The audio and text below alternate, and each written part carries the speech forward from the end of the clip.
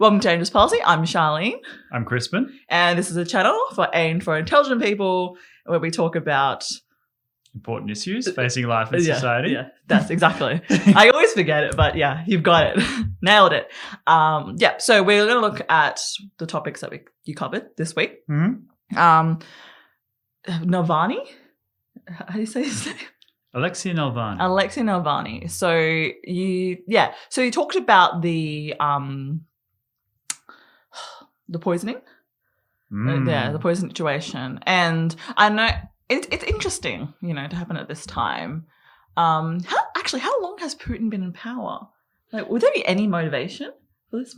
Well, actually, that's a really good other topic. So, in 2000, he was elected president, and he's effectively been in power for 20 years because the Russian constitution says that you can't have more than 2 successive terms. Mm-hmm. So that's why Medvedev was made president after the second term of Vladimir Putin. Yeah. But Putin was still very much in control, right? And then he just switched out after the 4 years and has been in power since. And now they've changed the constitution again to keep him in power in perpetuity. Oh. I think that Putin really needs to think about secession at this point. Like he is he's clearly created some ossifications for Russia that need to be rejuvenated and renewed. So he's already been in power, I think, just a bit too long, and he needs to think about who can replace him. Now, what gave him so much power was the visceral reaction Russians had to the Yeltsin era, right? So he had the end of you had communism, where things were pretty stable, right? Yeah. People weren't rich or anything, but it was like a system that people understood. Yeah. And then you had the 90s, which for Russia was a terrible decade. There are some really good movies that came out during that period from Russia that just have the tragedy of Russian life. Everything was being looted, corruption was everywhere, the mafia was running riot, people had nothing. It was very much a lawlessness that had taken over. All this communist period stuff was being sold off for base bottom prices. And so it created an absurd kind of disparity between rich and poor and a system of corruption that endures to this day. Yeah. But the 90s was a particularly bad era when you had Yeltsin, who was drunk all the time and really didn't have control of the instruments of state, and that he never managed to deliver on any of the promises because he relied so much on the goodwill of the Americans and so on. He didn't really have much follow through. Yeah. So when Putin came and took gave them the pride back and said, look, yeah, we're a strong country, proud history, and I'm going to, actually lead. That was an amazing thing for the Russians that Putin actually did, for all his faults, unite the state, keep it all together, get the show back on the road. And he did that successfully, and he should be proud of that. But he's been doing it for much too long, and now the weaknesses of his leadership have accumulated to the point where it's all, the control is starting to be lost. It's become it's its own kind of racket. So the leadership does need to renew if Russia is to maintain its growth. Yeah. And I know you said that because it was done so poorly, it's unlikely that Putin actually instigated this. And I'm trying to think. When I was watching it, I was thinking to myself, I don't see any legitimate motivation to assassinate the opposition. I mean, well, there's two sides to that. So one, I believe, just I'm speculating. That's speculation. That Putin didn't order himself for the reasons I laid out. But having said that, there's always an element of bureaucratic incompetence, right? You have to be pretty bad at your job if you've got the most high-profile assassination target your country has contemplated in the last 30 years. And for that unconscious person to fly out of the country, right? That's very true. like whoever was in charge of that operation, I'm sorry, but you're an embarrassment. Do it right. But- Don't. Yeah, maybe I don't want to provoke them. Let's not provoke them. No. Yeah. But I mean, come on, right? Yeah, that's true. And so Because you said that it's only the state that had access to this. yeah, I don't understand. So it's that they developed it, yes, and then okay. so it's a special nerve agent that is unique to the Russian state, and only the Russians use it. So it's very much a message sending device. So this is the second part of why it seemed like such a peculiar thing. Mm-hmm. The previous time it was used, at least publicly known to be used, was in the UK with the assassination of a man called Skripal. And he was a former Russian spy who defected to the West. Okay, and so it's understandable in that situation. Obviously, it's an outrage and you don't approve it, but you can intellectually understand why someone like the Russian government would want to assassinate this person to send and make it very public, use a nerve agent that can be traced back to Russia, that's the Russian government, that everyone can see is Russia, to send a message to anyone else who might consider defecting, right? You're basically trying to get rid of someone who has betrayed your country, right? Yeah. Now, I get that, right? That makes sense, if you're in the security apparatus of Russia, you would that would be an objective that you would consider as your core business, right? Mm-hmm. But to target a legitimate opposition figure, it's a whole new ballgame because it first of all blurs the line between dissent and disloyalty. If you dissent from the Putin leadership, you can still love Russia, right? In fact, it might be because you love Russia that you're dissenting from the Putin leadership. And so if you say, no, if you attack Vladimir Putin in any way, that you are worthy of assassination, then you have changed the character of your nation into something much more dark and malevolent. And so Putin, people change over time. It might be Putin has been in power so long that he thinks that he is the physical embodiment of the Russian state and the Russian people. He might have developed a God complex over time and thinks that anyone who opposes him is a traitor to the nation, and therefore authorizes something like this. But I don't have evidence of that. That's just, I think that Putin has always been, for some genuine faults at least, kind of middle of the road in the Russian context, right? There are people who are way more radical than Putin in Russia. And Putin has been pretty consistent with his policies and ideas and outlook over time. Like you haven't seen an evolution where you've created a cult of personality around the guy. Yeah. So yeah, it doesn't make sense to me that this would be something he would approve personally, because as you say, Nalvany is not someone who posed a direct personal threat to him. It makes much more sense that someone took it upon themselves to imagine that this is what the Putin leadership wants, rather than the actual reality of it.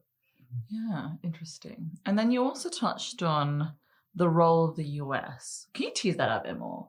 Because I know you always go on and on, everyone's on about we need to tease Russia away from China, get into US orbit. And now, obviously, there is tension between Germany and Russia because of the pipeline, right, and the gas. And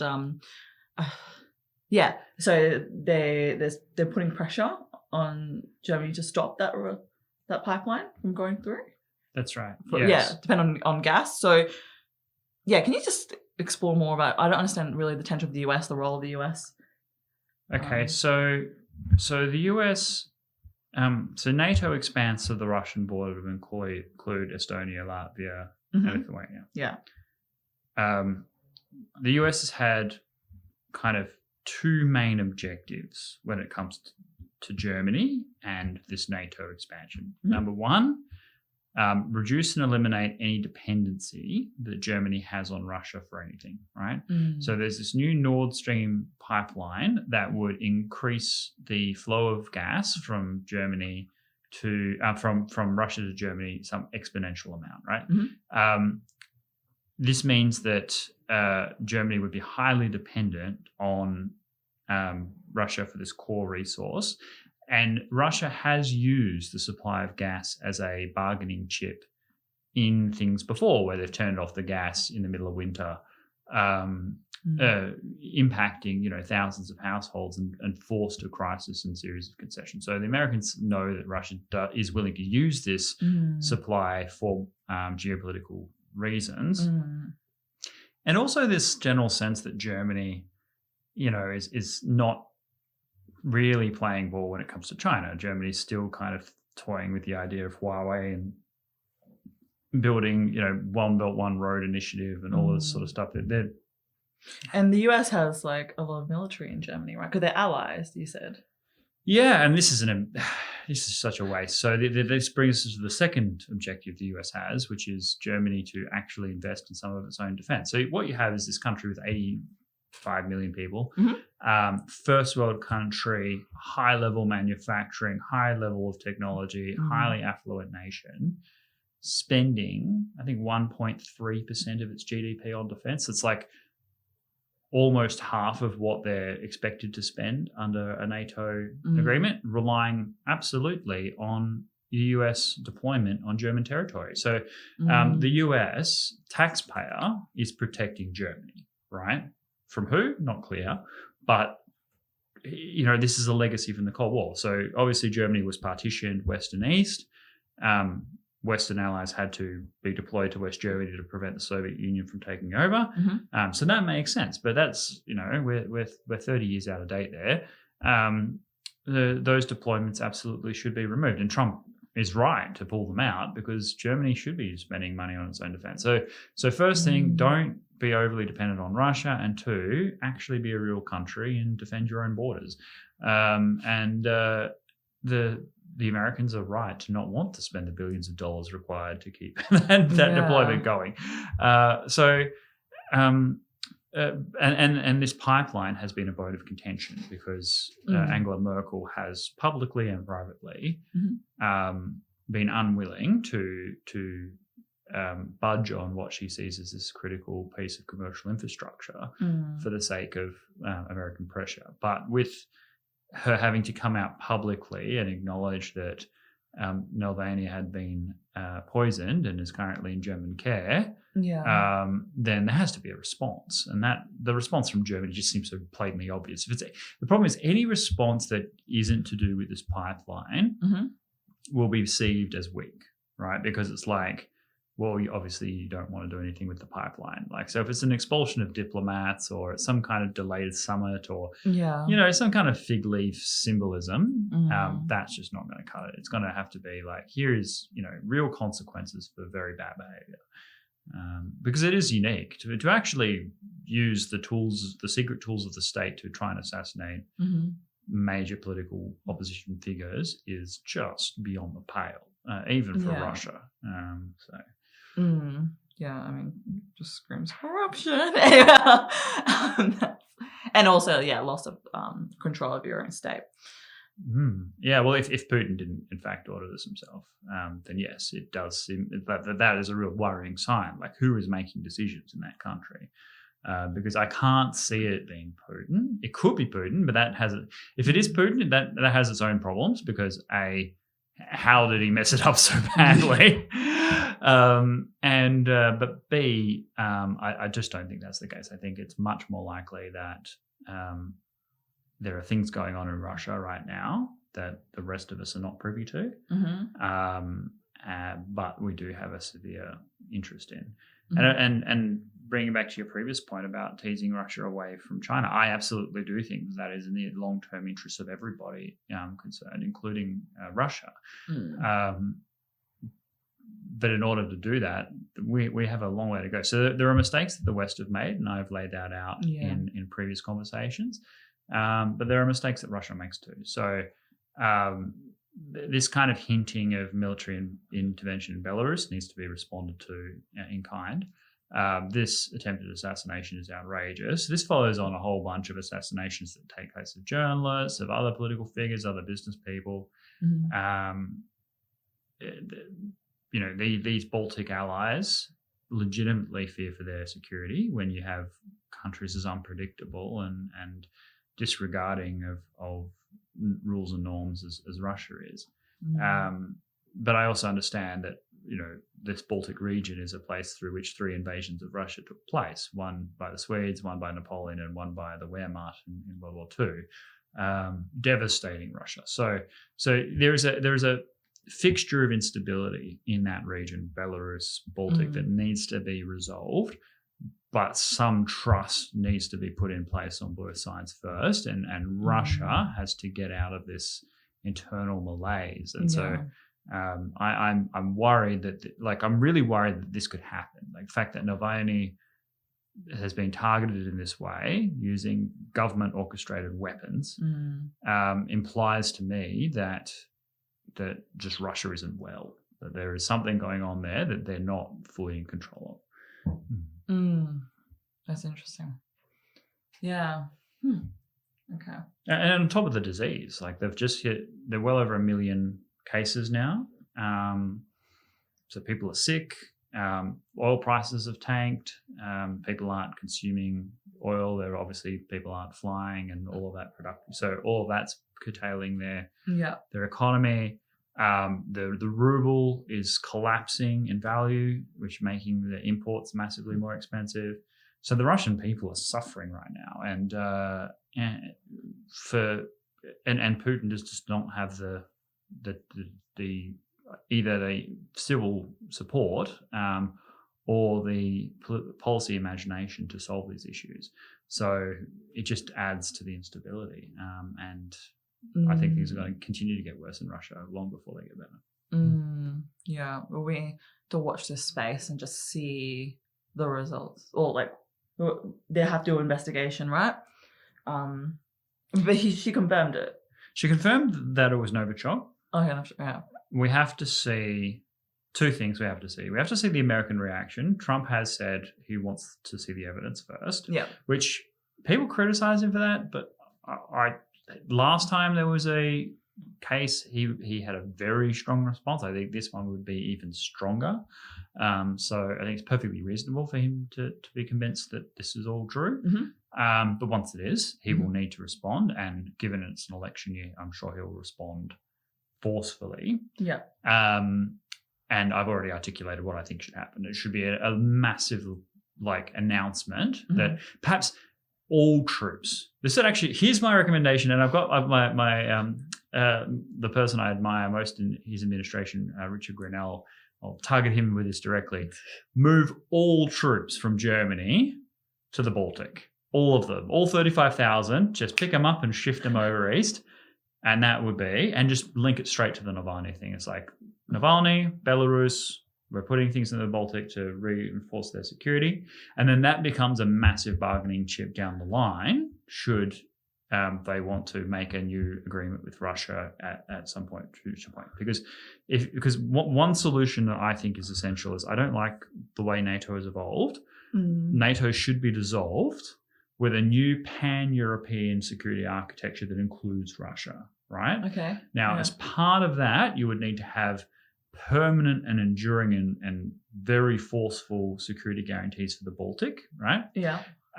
And if there were 35,000 troops on the Russian border, right, that would be a very significant bargaining chip for to get Russia to agree to a lot of arrangements. Say, okay, we'll draw down on these troops significantly, but we'll leave some there to reassure our Baltic allies. But you will have to join this pan-European security architecture and start curtailing your cooperation with China. And that's possible. Down the line, it's possible. But right now it's a bad space. Okay. Yeah, you just briefly mentioned about, this year is the US election, so Trump needs to make some big moves. And it was interesting because in our previous videos, you're like, let's just wait for debates. That will determine everything. But now you've completely shifted. Yep, Trump's got this in the bag. Well, I mean, of course, it's Trump's to lose. It's not over. The race isn't over until the votes are in. Yeah, true. And that's something that is a mistake that a lot of people make. But I do think that if I had to place a wager now, I would bet on Trump to win in a landslide. How does the popular vote actually, like, how do they read that? Because you always say don't believe the popular vote, but what does that actually mean? Okay, so losers always whine about the popular vote, right? Okay. It's like being in a basketball game and saying, yeah, I know the score said like we lost by 5 points, but we got more 3-pointers in, right? And therefore we're the best team. Okay, well, hang on, no, you lost, right? Full stop. Well, because the goal isn't to get the popular vote. Yeah. Campaigns are not set up to try and get the popular vote. They shouldn't be anyway. And therefore, if you don't get the popular vote, that doesn't say anything really about your popularity or whether or not you should be successful. If the goal was the popular vote and all campaigns were set up to win the popular vote, those were the rules that were set, win the popular vote, then the whole system would be different, right? Trump would be campaigning very differently in very different areas.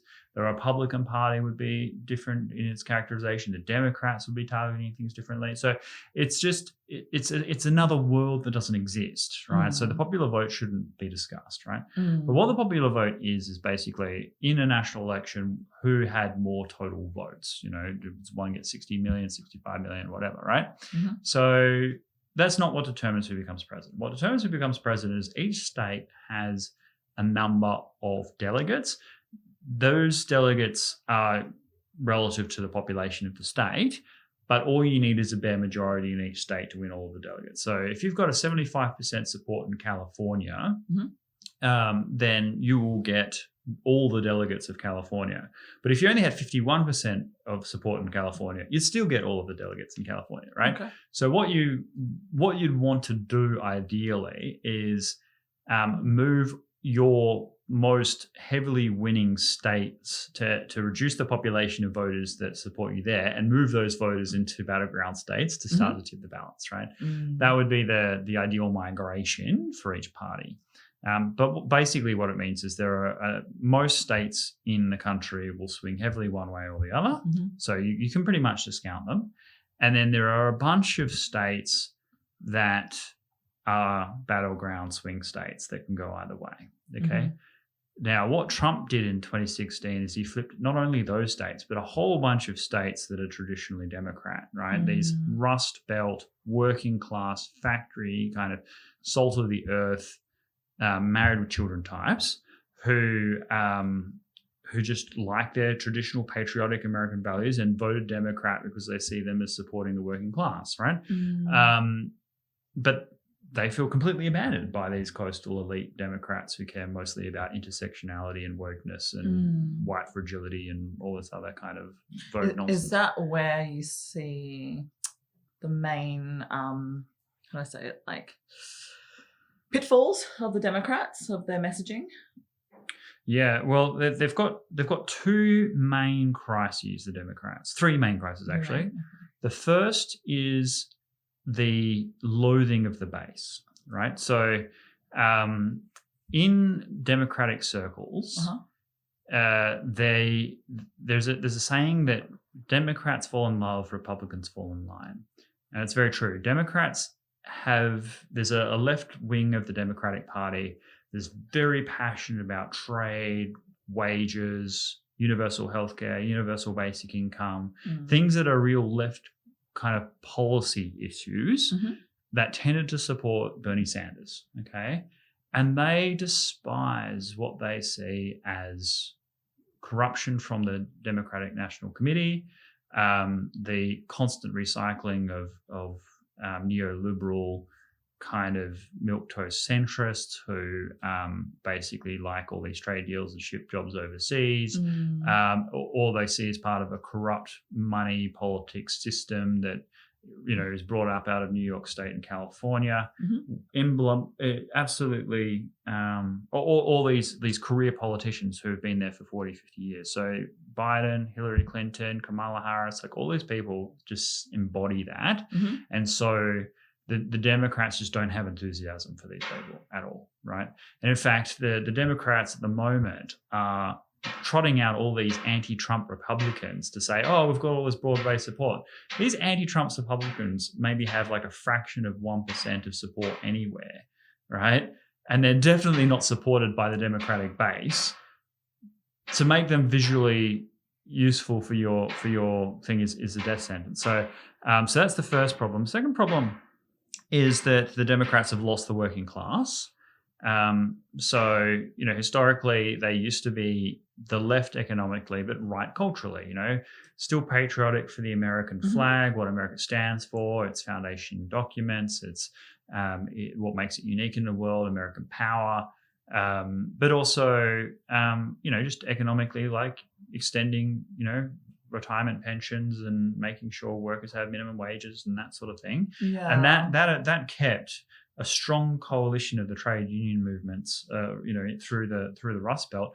They've lost all those people. The Republicans under Trump have successfully pivoted to include those people, to say, like, one thing the conservatives have done amazingly well across the world, but particularly in the United States, is to welcome disaffected and disillusioned left voters without forcing a change in values, right? So people from the left in the United States can go to the Republican Party and say, you know what, I still believe in minimum wages, and I still believe in bringing jobs back from overseas. And I think healthcare needs to be revamped, and just prescription drug prices need to come down, and all of this sort of stuff. But the left have gone crazy with defund the police and their Black Lives Matter movements and tearing down statues. And I just can't associate with these people. I can't say what I think for fear of being cancelled or fired from work. And the conservatives and say, well, yes, you can join us, but you have to start believing in, you have to be completely pro-life, and you have to, believe in low taxes, and they haven't said any of that. They've just said, yeah, we get it. We understand the left is crazy, and we understand that ordinary Americans who don't necessarily have the same policy ideas as us may not agree with us on every issue, but will absolutely protect your rights and your freedom of speech and your Second Amendment, and will be able to stand for the national anthem. Welcome aboard, right? Wow, that's just like so stark, hey? Yeah. Like the conservatives in America have a positive message that's inclusive, that's just actually pro-America. Oh, you're American? That's great. Which is so weird. Because you think like that would be like a progressive idea.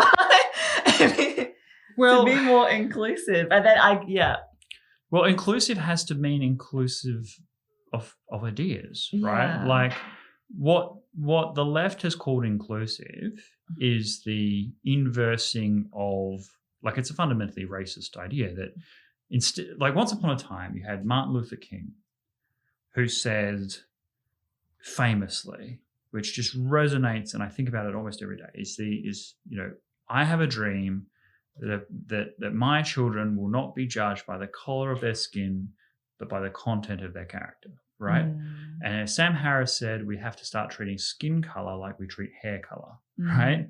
It's just not part of someone's identity. No one says, except for a few blonde jokes, no one says like, no one says, oh, I am this with their hair color. Right.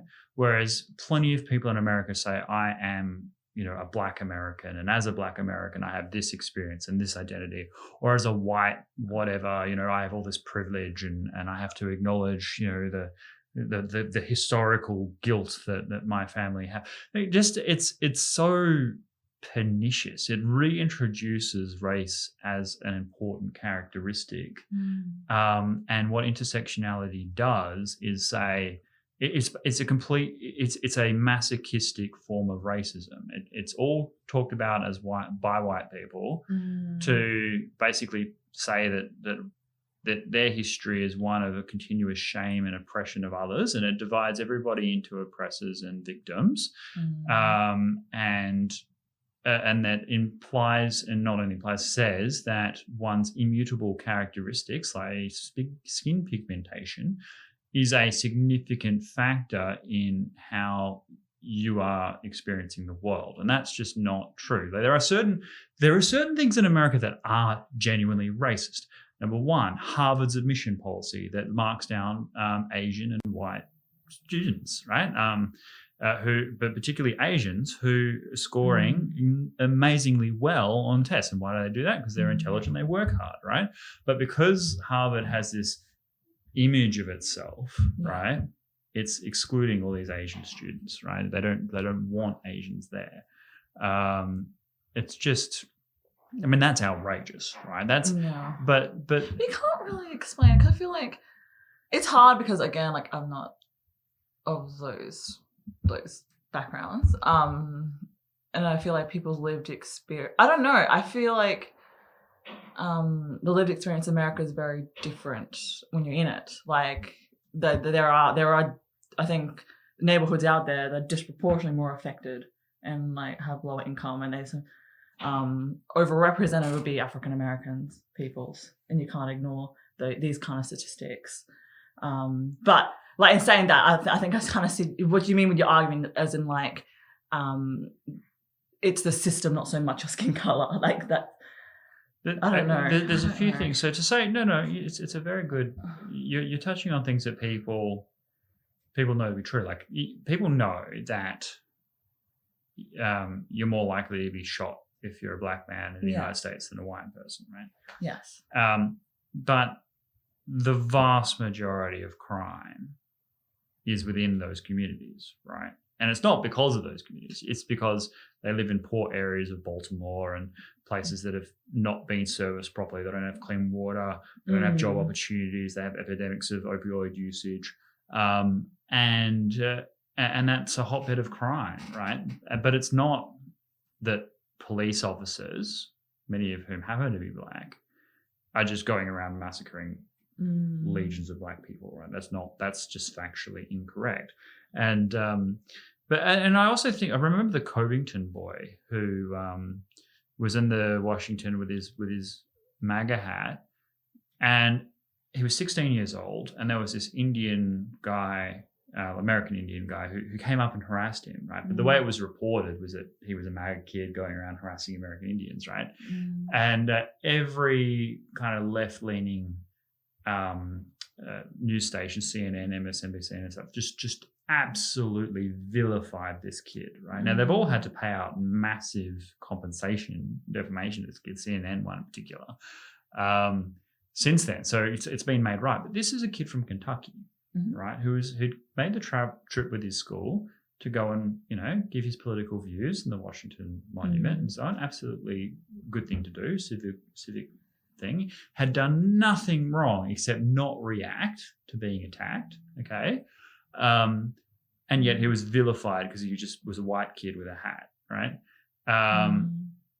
That's the kind of nature of the narrative at the moment. Now, Kentucky, for those that don't know, is a very poor state in America, right? Like, the average income, I think, is about $20K, huge numbers of unemployment, mostly white, right? So you have this white sort of working class poor in the United States that's being told, particularly if you're male, that you're a latent sexual predator and you need to be, checking your privilege every minute of the day.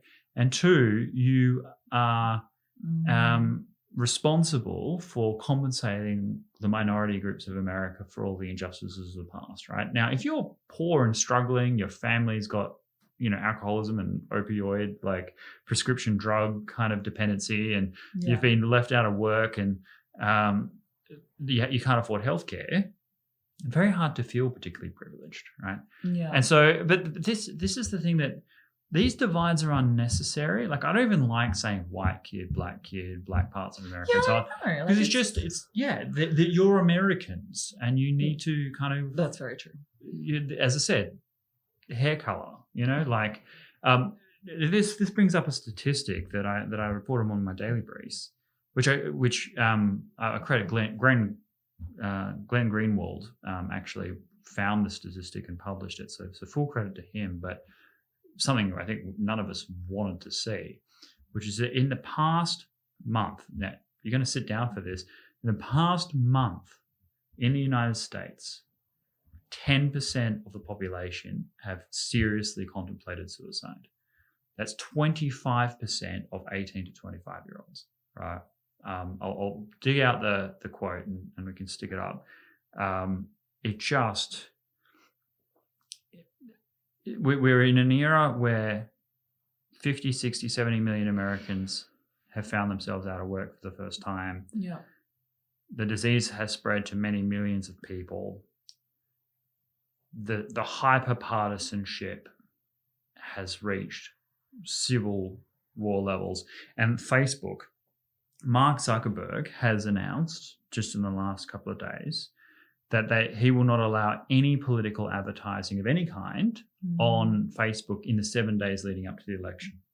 And they go, why would you possibly say that? There's like, millions and millions of dollars of revenue you're foregoing for Facebook to do that. And he said, look, I've been tracking the algorithms and I'm seriously worried about civil unrest. I'm seriously worried about civil war, right? That neither side's going to accept the result, that if we have just too much political advertising, it's going to be too fever pitch by the time. And that's why I said in one of my videos this week that we need to have a clear result. We absolutely need to have a clear result, because if it's close, I think neither side is going to concede this year. And that is just catastrophic. They can't let it go to the Supreme Court. It went to the Supreme Court in 2000. What happened? Well, there was a significant contest between Al Gore and George W. Bush as to who won Florida, right? Okay. There's like 500 votes it came down to, something like that.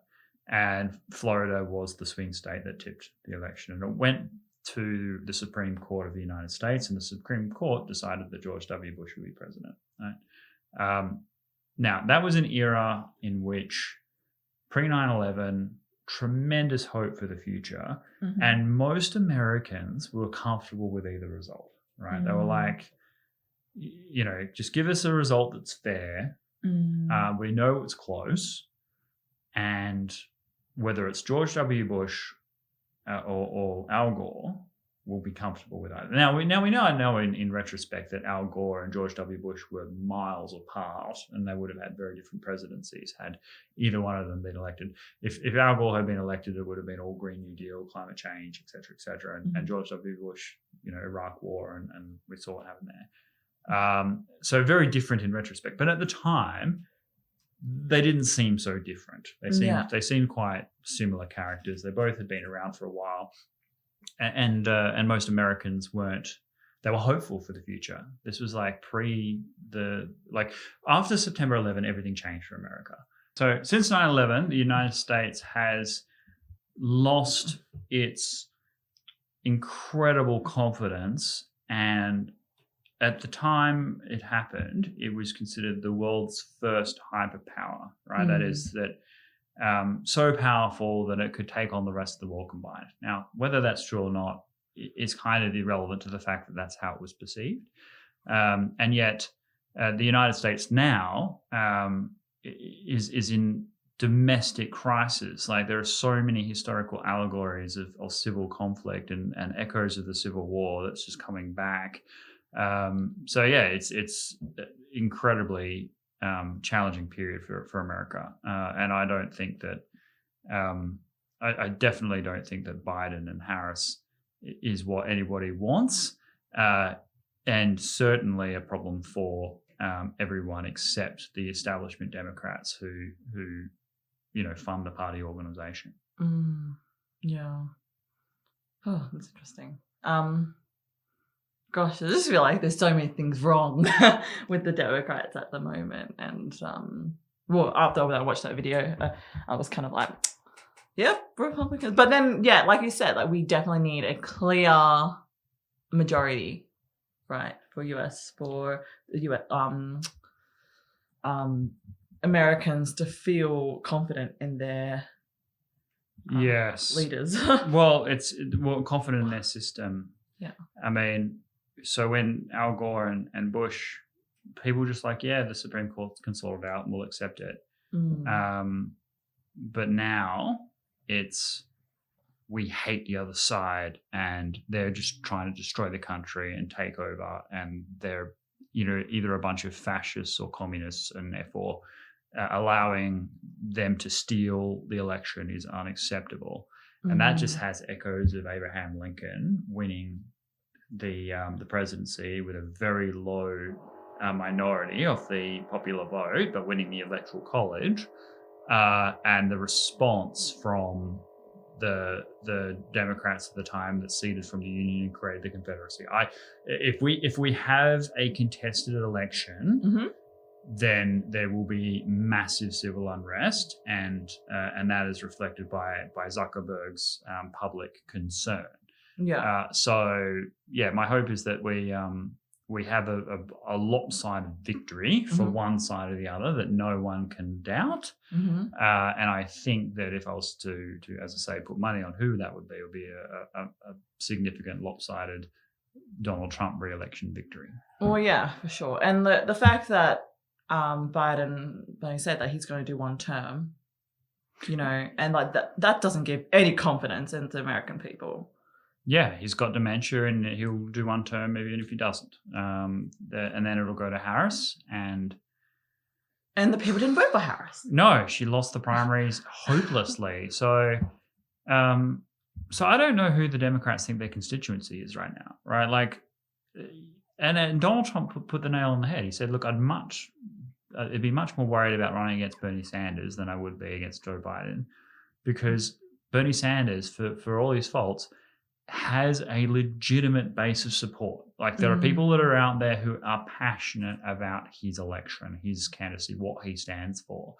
And that is a much more galvanizing, way for a political movement to operate. I mean, what Obama had, which was so appealing, was he managed to win over a lot of the Democrat establishment, an establishment that was firmly behind Hillary Clinton at the start of the race, and win over the hearts and minds of the Democratic base, and win over the media, and win over a significant cross-section of traditional, working class voters who thought he was an incredibly articulate, transformative candidate. And so his rhetorical abilities really won the day there and kept the country together. But unfortunately, his ineffectual policy leadership divided the country.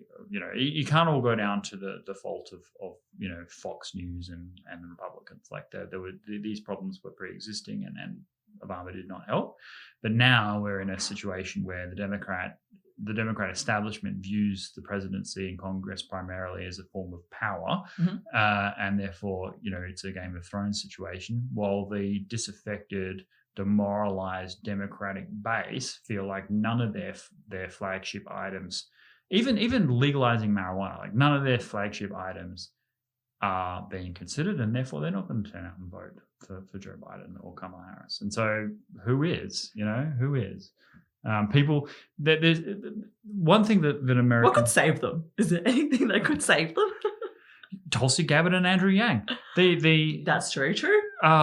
People who sound like ordinary people, who have sincerity in their reason for joining public life, and incredibly detailed policy ideas for solving America's real problems. I mean, the reason why people like Tulsi and Andrew across the political spectrum, Democrat or Republican, is because when they hear from them, they feel like they're hearing from a real person, right?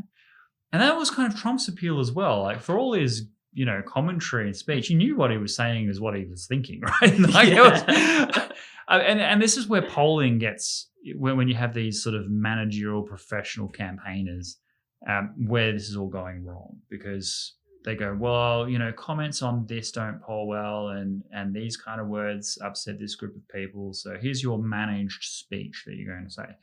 What they never poll is like, okay, how popular are politicians who say what they believe and think what they say, right? Yeah. if you poll that question, I'm sure you get a pretty good response. And people who do that are people like Andrew Yang, Tulsi Gabbard, a number of others who just believe in public service and actually want to do the right thing by people and don't come to it with this spectacular, either ego-driven ambition nor radical revolutionary fervor, but actually say we're all in this together, we all love one another, and we will solve the collective problems and challenges we face through bringing the right people together and these very well thought out, well constructed policy ideas that ordinary people can get behind. I mean, it's astonishing to me that there isn't debt forgiveness of student loans in the United States. So if you're in the United States today, right, it's economically irrational to go to university and college, right? Because you get an enormous debt, way higher than, say, you would in Australia or other parts of the world. And what's so weird, right? Even this COVID era, the debt hasn't gone down. Like the fees haven't gone down. Oh yeah, push everyone online. Have your online courses so you're not getting any of the services that you get from campus life, right? But you're still going to pay the same fees because in these Ivy League universities, you're not getting a quality education. What you're getting is branding. You're getting a ticket that says, I went to Harvard.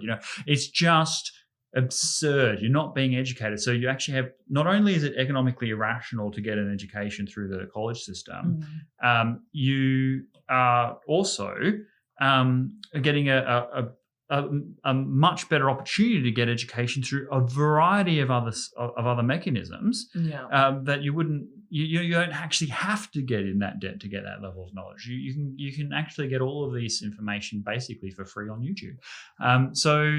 But then you have these massive debts. You can't necessarily do what you're good at. So let's say you come out and you're an amazing concert pianist and you do music at university and you come out with a $120,000 debt. Well, unless you go and play at Carnegie Hall and get a ton of money for that, you're probably still going to have to get a job that pays the bills so you can afford to pay back that debt. And by the time you do pay that debt 25, 30 years later, your skills at the piano have completely withered, right? So there's no economic sense to it. You're not getting the most out of the people that you're developing. What you're doing is forcing them into situations. One of the things that fuels the opioid crisis in the United States is you get these medical practitioners who have $300,000 medical debts from their medical school, right? They go into become practicing doctors and they go, how do I make money, right? Oh, I make money because these pharmaceutical companies will give me a kickback if I prescribe certain drugs. So I'm going to prescribe every patient these completely unnecessary medical drugs. They get dependent on it and then the conditions get worse. It's just like a dead cycle. It's absolutely terrible. And there are people on the left who are Democrat voters who care about this stuff. Yeah. They're not hearing the solutions. Why aren't they hearing the solutions? Because pharmaceutical companies will donate billions of dollars, hundreds of millions of dollars to various political candidates, provided they don't talk about this stuff. That's where you get the Cory Bookers and the Kamala Harrises and all of these like milquetoast, middle of the road, meaningless, vacuous, soulless individuals who are running for political office. Is because it's a corrupt system, and that's why sincere people just don't get a look in, and why rightly, rationally, people are not turning out to vote for these people. And that's the other thing about Trump's candidacy. He came in with no political debts. He didn't owe anyone anything. He could do what he wanted. He wasn't beholden to anybody. His biggest constraint has been he hasn't been able to get competent people around him who really believe in his policy agenda. They're people that are there thinking they have to manage him, or that they have to get kickbacks while they're in it. Like, it's just that's why I like Richard Grenell, is that he is a thinker, but also absolutely faithfully carries out Trump's foreign policy agenda, which I think is the absolute duty of any presidential appointee, and outrageous that any presidential appointee would do anything other than that. Well, that's what they're there for. That's why you have chiefs of staff and secretaries of defense and so on. This is because the president wants things done. Their job is to do it. Yeah, no, 100%. I totally agree. That's how change happens, people. That's really interesting. We'll definitely talk more about it and the lead up to the election. Yeah, you went a bit fiery there. Because I actually don't like. I mean, I don't hate Trump. I think he wants things that are actually genuinely good, and if you had people that could translate him in a way that was honest and were competent Washington operators and honest actors and honest brokers, then a lot of Trump's agenda would be beneficial for the United States and for the world. America first isn't America only. And, does anyone think out there that Germany should be spending more for its own defense, right? Like, for example, of course it should. Yeah, that's pathetic. If they're only setting one point. But the reason why they get away with it is because Trump's saying it, and they don't have. Oh, okay. There's so many people who hate everything Trump says that they'll think it's intrinsically bad because it's him. Yeah, I always find that those people who dislike Trump are the ones who are not really going to vote anyway. So, it comes down to voting, right? Like, you are voting for your leaders. If you don't like them, support the ones that you do like.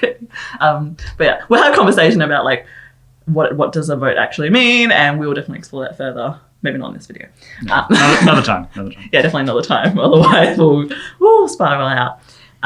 Okay, let's finish on a more positive note, less ranty. It can be ranty and positive. Positive rant. Positive rant. Is that we've hit 100 subscribers. We have. Which is just, it honestly blows my mind. Going to this project, I was kind of like you when you described it. I was like, oh, it's going to be so easy. Like, it's fine. Turn on the camera, point on the mic, and run, right? Hell no.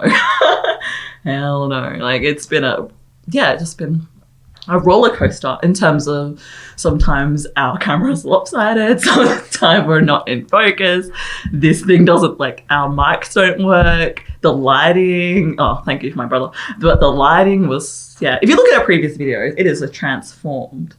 Yeah, absolutely. I mean, and we have so many lights in this room, you don't see it here because it's all kind of out of screen, but we have, like, we're in this sort of heat bubble of microwave oven, right? Like, it's just everywhere. Yeah. But they're all needed because otherwise it's, you don't get the proper image quality. I mean, and if you don't have the proper image quality, then people aren't going to watch it. They might listen to you and have it, in the background, but they're not going to get any of this, subtlety. So, but also we need to have the audio quality, and that's the primary thing, audio quality of the supreme standard, so that people can wash the dishes and do the ironing and drive their car and stuff and listen to what's being said without having to focus all of their attention on the screen. So balancing all of those things, massive challenge. And you have to line these things up. Like, so this microphone we're speaking into, that's not synced to the audio because to the visual, because the camera has its own microphone, but it's not very good. And so you have the recording, you do the post-production, you then link that to the video, you do the video editing, and we're doing 5 videos a week. So it's kind of like the post-production probably takes how many hours? I don't even want to tell you how many hours it takes. Do you know how long I had to go back and listen to Crispin's voice? Anyway, I mean, it's fine. Highlight of the week. Oh, highlight of the day. Goodness. That's why she's doing this project.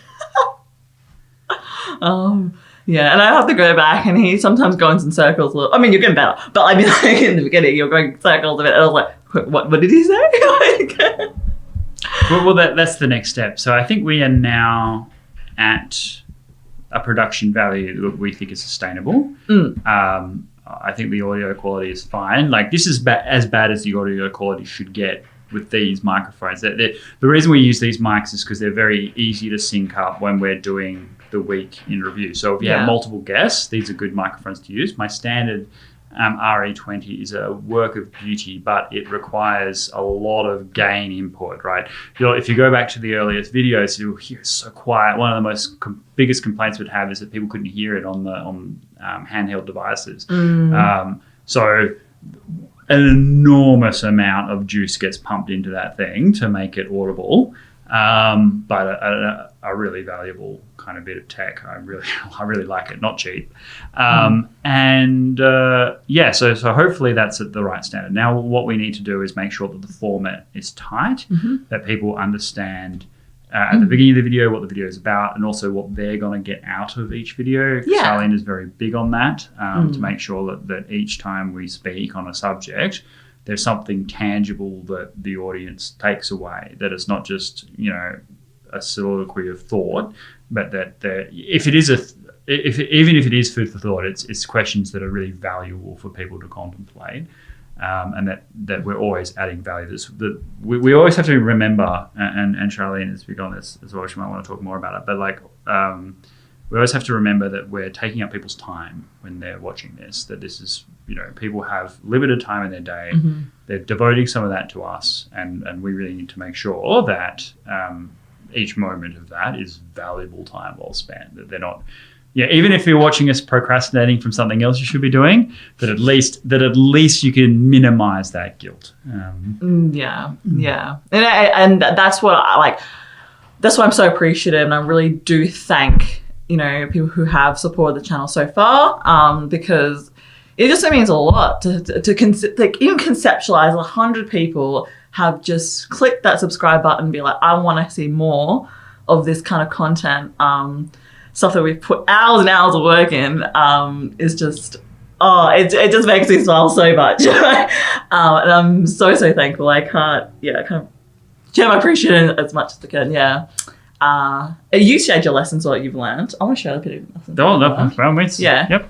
Just quickly. So, I mean, we started from like zero, right? Like, did you have any experience with podcasting, YouTubing, video editing? Not really ones that I controlled. I did do for a few think tanks segments where they would be professionally kind of edited and then sent away, but I never set up a channel like this where we had complete control over the content, production time, any of that stuff. It was all like, can you do a discussion on this subject, and I would talk about it for half an hour or whatever, and it would go away, and I wouldn't see it again until it was all done and dusted. So that was the extent of my experience prior to this. I didn't expect my experience was like Windows Movie Maker when you make like a family video or something stupid. So actually when we started this, like, here's Premiere Pro and Audition, and like have a play and learn, and YouTube has been like the best resource if you want to learn these kind of things, and immediately like learning and applying and Googling, and definitely lots of Googling. Effective Googling was something I definitely learned through this experience. Lighting, you've mentioned it, but lighting is so important. We have lights, like we're surrounded by lights, but even just to make sure that we look 3D, like I didn't realize that is a thing, but you have to have like a hair light and like Crispin's face light. We will definitely have a proper separate video once we get better on this. But I mean, that's something else I've learned. And then a third thing I learned is that because we consistency is very important actually when you grow a YouTube channel, but also to upskill, because we release so many videos a week. So we aim for 4 or 5 a week. I think we've already done over 40, almost 50 videos, which is incredible in 3 months. Like some people release maybe a video a week, a video every 2 weeks, that kind of thing. We started from 0 and decided, let's do 5 videos a week. And you can just see how quickly we've both upskilled in doing that. So, whenever you're trying to pick up a new skill, definitely start before you feel ready. The growth is exponential in terms of like the level of skill, the confidence. Like, I look back at my old editing, I'm like, I just cringe. How do I do that? But it's all learning experience, and it just snowballs. And that, I said in an earlier video, but like I aim to get 1% better at every single video that we do. And yeah, I can just immediately see over 3 months of just how much faster I am at editing Crispin's voice and everything, making him look good. But also, you know, get image quality and the format. Yeah, so those are the 3 things I've definitely learned. But yeah, again, thank you so much for support. Is there anything else you want to say? Just that this is just the beginning. I think that we probably are past the crap, I don't want to do this anymore stage. To it being now something we believe in and are committed to and enjoy and want to keep doing and build that relationship and connection to the community and see the community grow. And to find ways to make you guys feel like you're not just connected to us but connected to each other. And so that we can have this as a long-term platform to amplify the views and to reflect opinions and to influence change. And I hope that that our discussion on global issues, on working in government, on Lithuania, on foreign policy, on impacting change. But as I mentioned before, we've got our first formal government submission coming up as dangerous policy. I'll let you know how that goes. So just the beginning, but a really great start, and I wouldn't have changed anything. Yeah, definitely. So watch this space. Leave any comments, questions down below. Please feel free, if you haven't already, subscribe and like this video, and we'll see you next time. Ciao for now.